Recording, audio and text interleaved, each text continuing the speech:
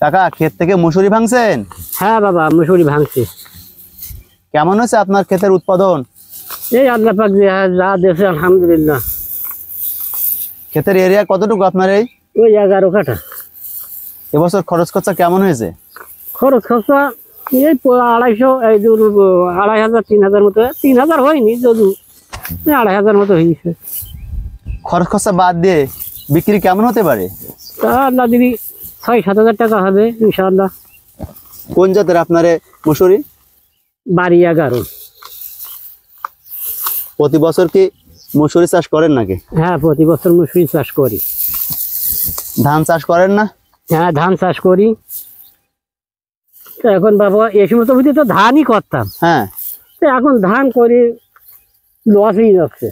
এক বিঘে জমিনে ধান করতে গেলে এখন সার, পানি, তেল খরচ দিতে গেলে 20,000 টাকা খরচ আছে। তো 20,000 টাকা খরচ করিয়ে হ্যাঁ, এটা জান বাঁচে না। কারণ টাকা পয়সা এত টাকা খরচ করিও আল্লাহ পাক যদি দেয় তাহলে উঠবে, না দিলে তার উঠবে না। তাই তো। তো দেখা যাচ্ছে যে 20,000 টাকা খরচ করি, এতে আর কত লাভই বা হবে? সমান সমান উঠাটাই মুশকিল। তারপরে কথা আছে, আমরা হচ্ছে মধ্যবিত্ত লোক। হ্যাঁ, আমাদের যা কিছু করতে হয় দিনা হয়েই করতে হয়, কারণ আমরা নগদ টাকায় করতে পারি না।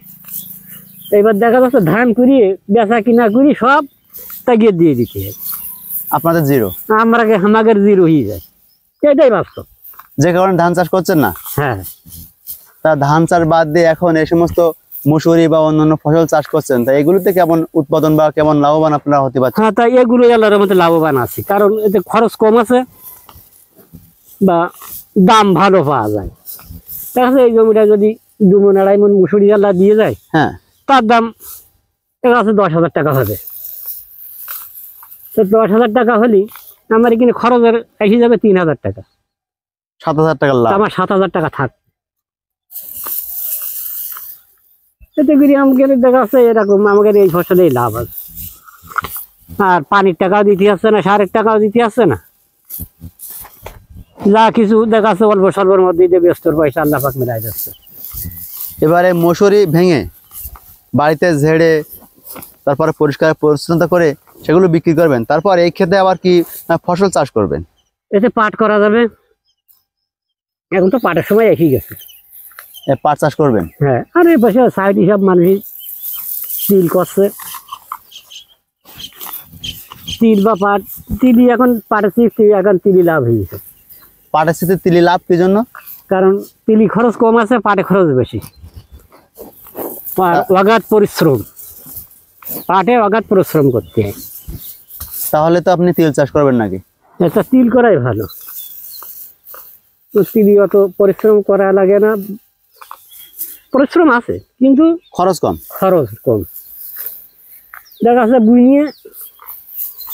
বুনলাম, নেড়েই পাড়াই বাস বাড়ি নিয়ে চলে গেলাম, ঝাড়া কাটা করি বাস, এই খরচ শেষ।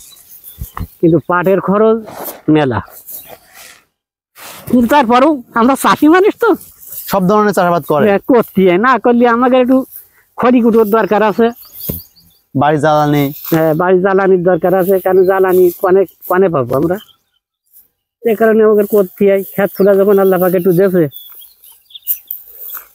চাষাবাদ সব করতে হয়। হ্যাঁ, সব রকম কম বেশ করতে হয়।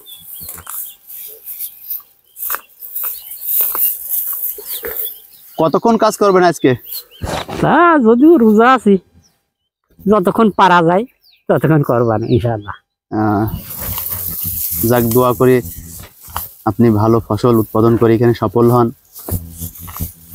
হ্যাঁ, আল্লাহ পাক তোমাদেরও কাজে আল্লাহ তৌফিক দিক, তোমরা সফলতা লাভ করো। তাহলে ভালো থাকেন। হ্যাঁ, আলহামদুলিল্লাহ, তুমি ভালো থাকো।